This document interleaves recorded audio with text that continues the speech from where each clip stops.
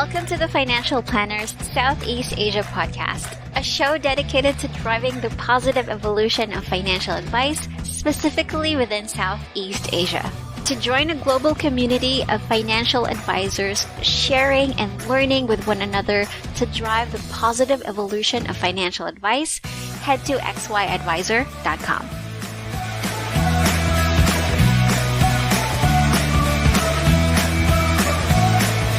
Hey guys, welcome to the first ever episode of the XY Advisor Southeast Asian podcast. Gwen here, and today I am with a financial advisor that, because of his passion for the mission, has inspired me to join the cause of, spreading financial literacy to our generation. And so that's why I thought that it was only fitting that he would become my first ever guest for this podcast. I'd like to introduce to you my partner in crime, Rey Christian Jaca. Hi, Christian. Hey, Gwen. Thank you for having me here. Oh, thank you for being here as one of my you're my first ever guest here in this podcast. So as I mentioned earlier, I'm really glad that you're here because you're the one who inspired me to dive deeper into, financial literacy and also spreading what I've learned to other people who need it as well. Basically, fellow Filipinos, especially in our generation. So my first question is, because I know all about this, but I'd like our listeners to get to know you more too. So you're a financial advisor right now, but you had a very different career prior to that. So what was your career before being a financial advisor? Yep. My first ever career was being a call center agent. And my role was to help customers who were located in the United States with technical issues with their cable service. And then I've been there for almost a decade, and halfway through that, I was promoted to become a team leader. All right. And so that's actually very different from becoming a financial advisor. So what actually prompted you to get into financial advice? That's quite a story to tell. Personally, for me, Gwen, because the main reason that I'm so passionate about financial education and financial planning is because of a personal experience that my family went through. I lost my mom and dad when I was 19 years old only, and they both it was because of cancer for the both of them. And at that time, of course, you can only imagine the emotional turmoil that me and my siblings had to go through. But on top of that, we also had the financial stability challenge because, you're just a college student and all of a sudden you lost your parents who was supporting you. So that prompted me to, unfortunately, stop my studies and take on that job as a call center agent. All right. I know that must have been a very difficult time because you were 19 and your parents, unlike in other countries where when you get into college, you're the only one supporting yourself. You're the one paying your tuition fees. Here in the Philippines, most of the time it's the parents who pay for everything, right? They pay our tuition fees, they feed us, we're still living in their house. So, and I know what you mean because I also lost my dad very early on in my 20s when I was 20 years old as well. And it was very difficult because aside from, having to deal with, as you said, the loss of losing your parent, we also had to suffer the loss of losing the breadwinner in our family. So I also had to stop, well, not really stop, but I also had to change the direction of my life and to start working and become the breadwinner for our family as well. Now, and I guess that's why we share the same passion, because the both of us know that this isn't, or the thing that we've experienced is what every or most Filipinos do experience as well. They've experienced loss of the breadwinner, and they had to change their whole lifestyle. Their family went into debt. They had to take on loans. Sometimes they had to take on loans through like loan sharks, which had really high interests, and they never really got out of the rat race. Now, because of that experience that you had, and you became a financial advisor, how did you start out? Because I know that it must have been very difficult to transition because you were working in the BPO industry, and you've settled, because I know you from before, and I know that you've settled down somewhat as being a manager, but then you had this sort of change in your career, and you decided to become a financial advisor. Was it an easy transition for you, or how did you manage to transition at all? Definitely not an easy transition because they're totally different things. But there are things that I've learned as a manager that I was able to apply as a financial advisor. Mm-hmm. Since there's a stigma here in the Philippines that when you're a financial advisor or even a real estate advisor, you're just one of those sleazy salesperson that's annoying, you know. Yeah. So as a Pushing manager, products. exactly. So as a manager, I was able to use my training to as a coach to not just push products to my clients, but Mm. also to probe first and find out what exactly is the right type of financial plan for them. And it was still quite difficult because there no even if I have this coach approach when I'm interacting with my clients, you can Mhm. never deny that in this business there's really sales involved in it, which I have Yeah. zero experience of it. Yeah. So as you can imagine that I had to learn the hard way to Mm. overcome my fear of rejection, because you will go Yeah. through a lot of that. Yes. In fact, Yeah. the ratio here in what we always train the newly hired financial advisors is that Hmm. it's a 9 out of 10 rejection offer. So it's that could for me personally was the most Yeah. difficult thing to go through. Definitely. So out of all the 10 people that you reach out to, only one can be your potential client.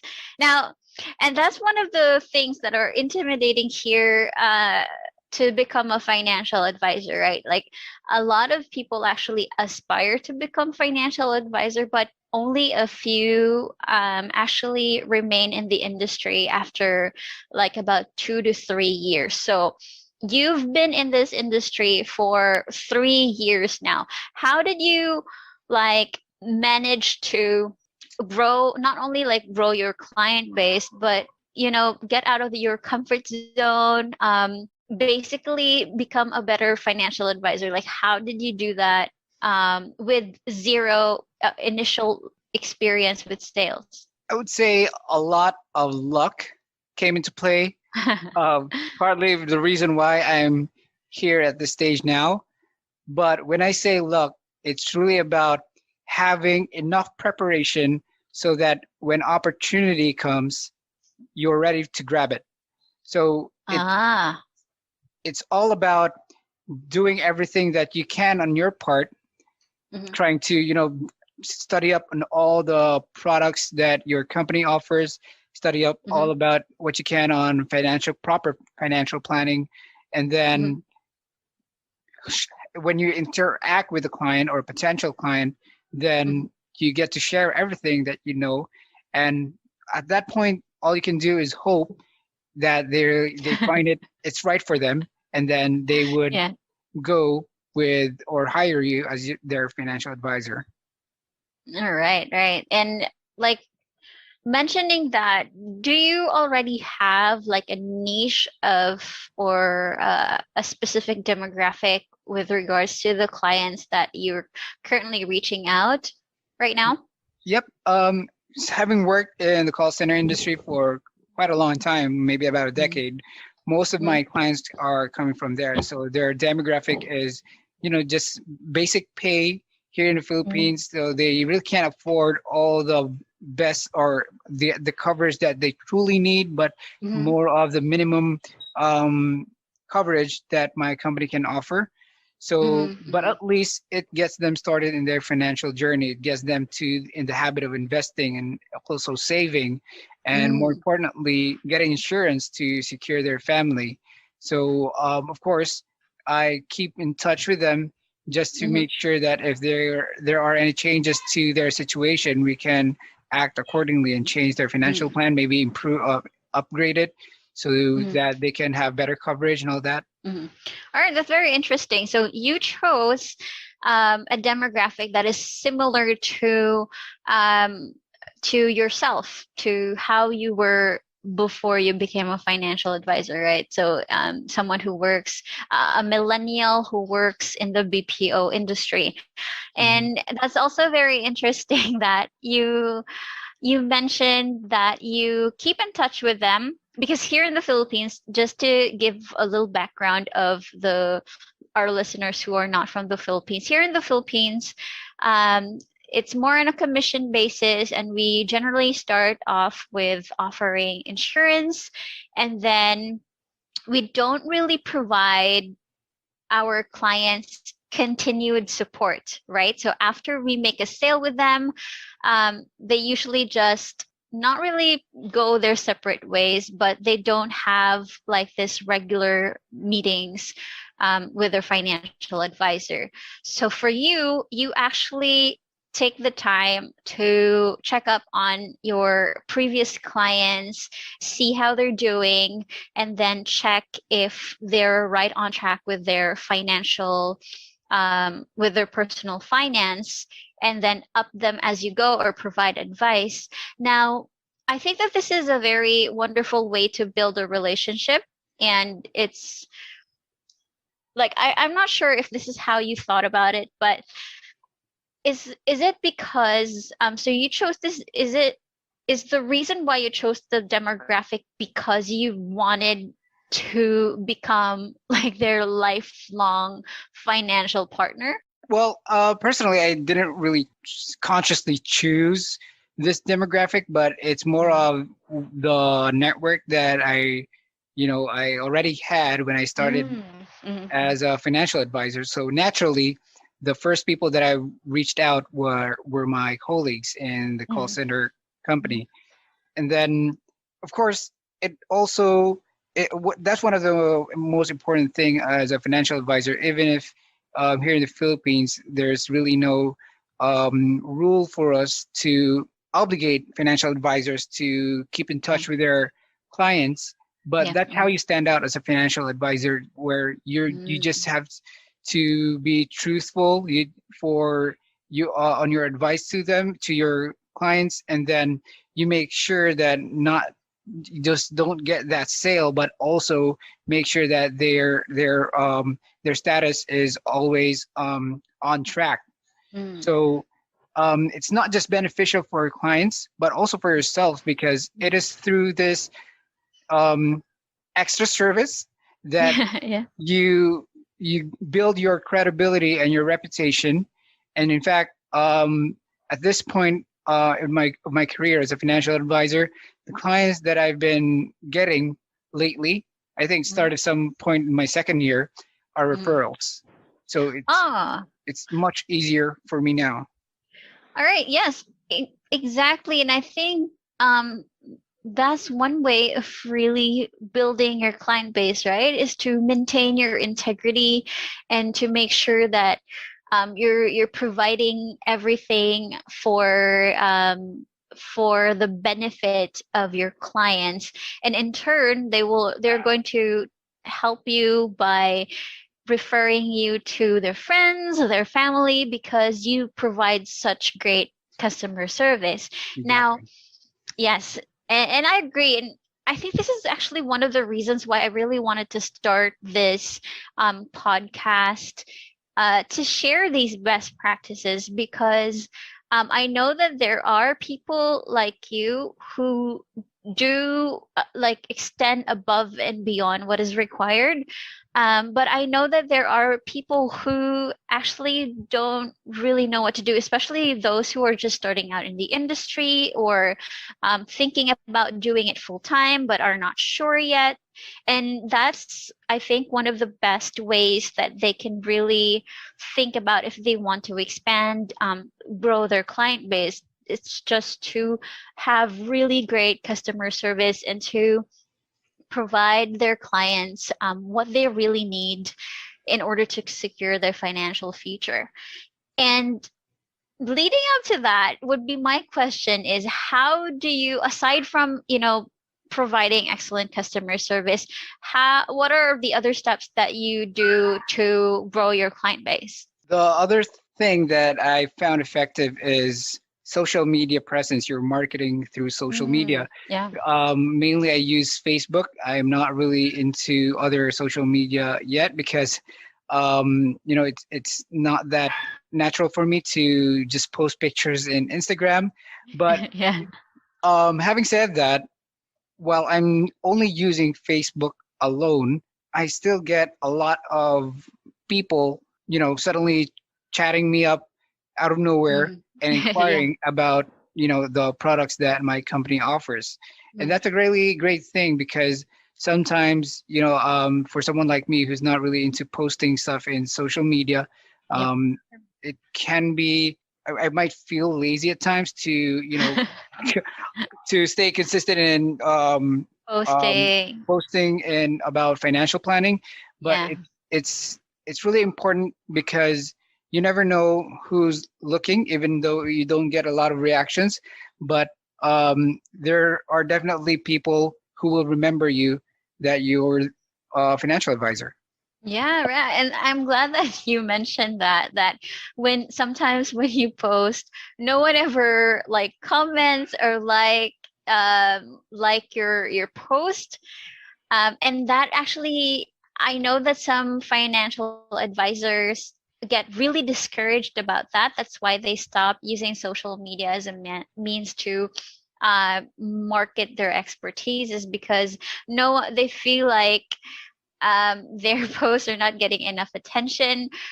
But it's good that you mentioned that even if people don't really react to your post, it it kind of cements the idea in their mind that you are a financial advisor, so that when they do realize that they need financial advice or they need insurance or they need any of those services that you offer, you're the first thing in their mind. Exactly. So think of it like you're letting people know that your store is open. Like there's a lot of people going inside malls, right? Mm, But it's yeah. not every store that when you pass by a store, most of the time you don't go inside because you don't need anything from that store at the moment. Yeah, But at exactly. least when they keep on passing by that area where your store is Mm, at, they mm, remember that this is where to get for example, hardware stuff or yeah. maybe beds or something like that in the Yeah, department store. yeah.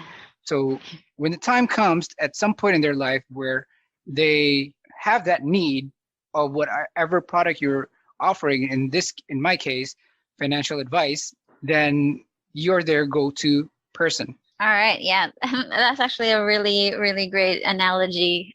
So people that are in the department store. So for someone who doesn't really care for rugs, but they keep seeing this store that sells rugs and only rugs, especially those specialty stores, they see that they're really good rugs, but they don't really get inside. But then one day they realize that they actually need rugs. That's the first store that they go to when they come inside the mall, because they know that you offer this service and that you're still offering this service. Your store isn't closed. So I really like that analogy, that it, being active or having an active social media presence gives people the idea that your store or your services are still open. And yeah, so yeah, that's actually a really great pro tip, if I may say so. Now, do you have any strategies that you can share with us on how to acquire more clients through social media? Yep. It's there's two types of marketing that I sort of do in Facebook. So one is marketing my company. So I schedule that like every Wednesday that I share something that my company offers, any features or Mm. a new type of product.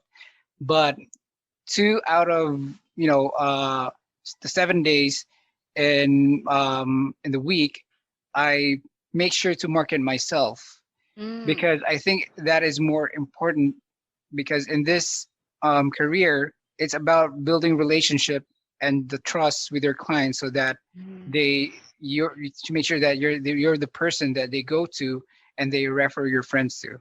So that's why I make sure that I post positive things in Facebook. I tend to avoid political and controversial topics and All right. just make sure that I'm setting good vibes to people and of course giving value by educating them with short quotes about financial planning and all that and Mm. motivational quotes. All right. Oh, so okay. So let me get this straight.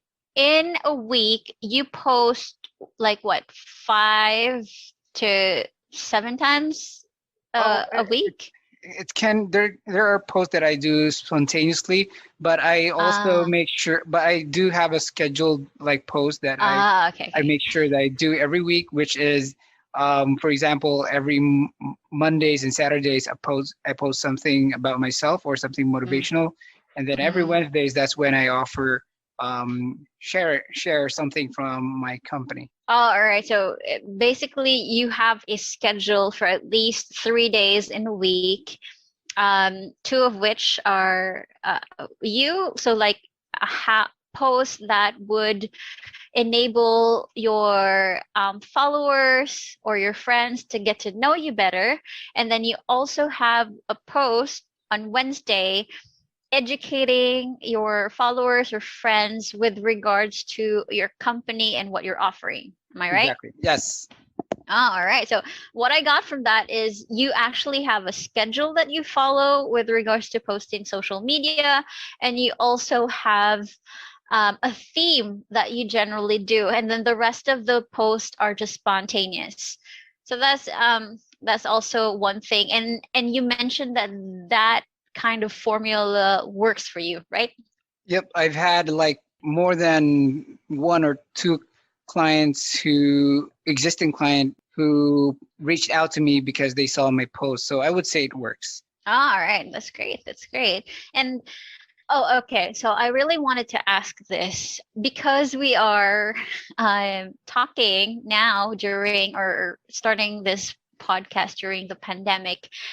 I'd like to ask which was better for you in terms of like the business atmosphere. Did you get more turnaround with clients when you were doing face-to-face meetings, or is the new norm of meeting clients through Zoom working out best for you?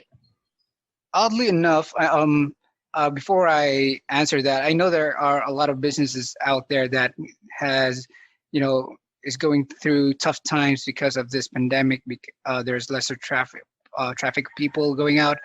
But oddly enough, the financial industry, I believe, or the pandemic was at least good for me because it is so much easier now to reach out to clients through online meetings rather Mm-hmm. than meeting them out there in a coffee shop or in their house.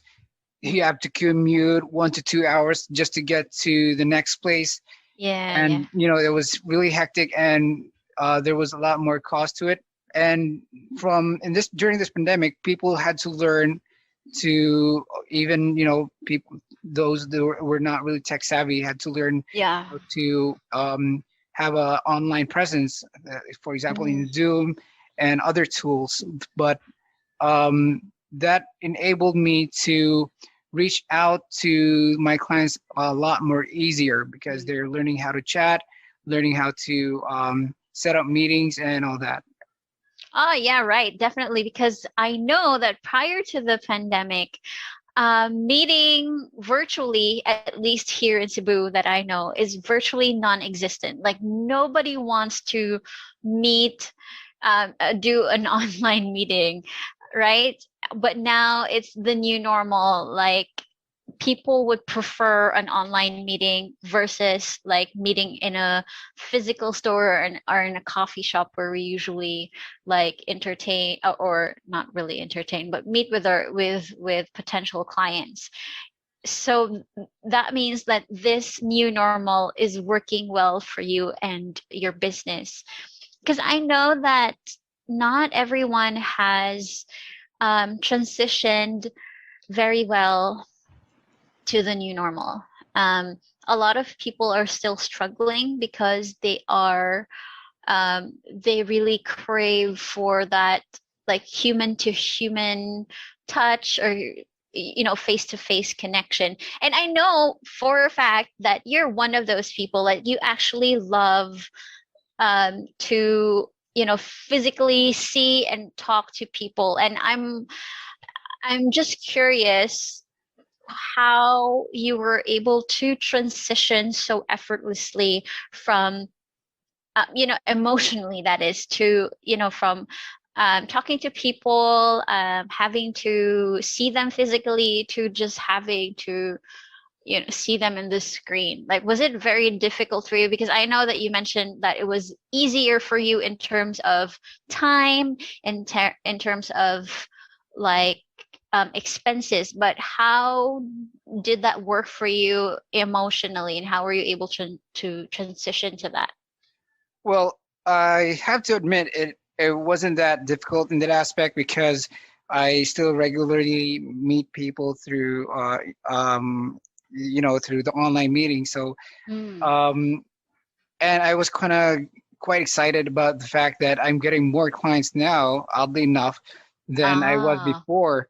So okay. yep, although I'm a type of person that's really outgoing and love to meet new people and all that, I guess it depends on how active you are when you're reaching out to people because Okay. you can still connect even through online, and Mm, then it's okay. just about focusing on your those meetings rather than getting distracted while someone else is talking and all that. So Ah, yes, yes, definitely. So I remember one of my friends who was also a financial advisor complained to me one day that he didn't really care for Zoom meetings because most of the time when he's on a meeting with the client is always distracted because they're just at home, and then their kids are bothering them, or there's like dogs in the background, and like their clients really can't focus. So I'm glad that you brought that up, that you just have to be present in the meeting. And also, like, how do you manage to get your message across to your clients and keep their attention to you, by the way? well, you just got to make sure that you're doing less talking and more of the listening, because Mm, if you go in that meeting acting as a teacher on whatever you're advocating, mhm. then 90% of the time you lose your You lose the clients, interest of the the person you're attention. talking to. Yeah. Exactly. Ah, okay. So I think of it as a doctor to patient approach when I'm talking to my Mm, clients, and I think mm, it's the answer to your question, that how do you keep them engaged. Just got to make sure you ask them questions to get to know them and mhm. finding out what is the best financial plan for them. I love that. I genuinely love that. So that means that when you're in a meeting, your mindset isn't like I need to teach them something. It's more like I want to get to know them better. I want you want your clients to open up to you so that they talk more and that their focus is on you. And once they're done talking and they're actually invested in your conversation and your meeting, that's when you provide them with what they need and what you offer. All right. Exactly, because I think that when you provide them with too much details, Yeah. then that's when you lose them. So when you're getting to know them and you identify what, the most important things that they need to know, and you just stick to that, everything else can just follow afterwards sometime in the future, then that would make the meeting more meaningful for them and more interesting. All right, all right. So thank you so much for that one, Christian. So I'm very happy that we were actually able to capture all these gold nuggets in this podcast, because I know that we actually talk about this all the time. I get really great ideas from you as well with regards to connecting to people, but I'm very happy that this was caught on record. Now, we're almost done with our time, but I just want to ask about what are your plans and goals for this year, 2021? Well, I would like to get promoted to the next level in my company. So currently, I'm in the basic role as a financial advisor. So in order to get promoted to senior financial advisor, I have to hit a certain number of clients and total number of commission, which is one of our bases or a metric. And then, yep, that it's an easy way for me to measure how successful I am in this business and how much I've helped people. Ah, all right, right. That's great. And oh, I forgot to mention this early on. So I did mention that you were already like 3 years in the industry, but I forgot to ask how many people have you helped so far during those 3 years? I'm up to my goal. It was 25, but I actually have two clients who's almost got their plans approved. Hopefully, everything goes well. Ooh. So that's gonna be 27th. 27 for this year. And so that's 2 clients in 1 month. Yeah. So you must be really doing something right. So I hope that the people who are listening right now will try out the tips and the suggestions that you've offered earlier, because 2 clients, and that's not very easy to do right now or to achieve right now in the pandemic. So congratulations to you, Christian. And any because I know that you love books, you devour books. So I just want to ask any books that you'd like to suggest to our readers, especially to our listeners who are just starting out or who are struggling. Any books that you can suggest to help them, better themselves with providing financial advice or being a better coach? Like, what are the books that you would mostly recommend to financial advisors? I would say Unshakable by Tony Robbins, because it's not that long of a book, but it has every important thing a person should know and how to come up with an effective financial plan about compounding, the power of compounding, what to avoid when you're seeking financial advice, and what are the best instruments to go to when you're investing. Oh, right. And a bonus. So aside from it's a not so long book, Tony Robbins is actually an easy read. He explains stuff that are really easy to follow. So yes, I would definitely agree with that recommendation. So thank you so much, Christian, for being here today, being my first ever guest on the XY Advisor Southeast Asian podcast. And yeah, I hope that I get to chat with you more again on future episodes. For now, bye. Have a good one. Thank you, Gran. Bye.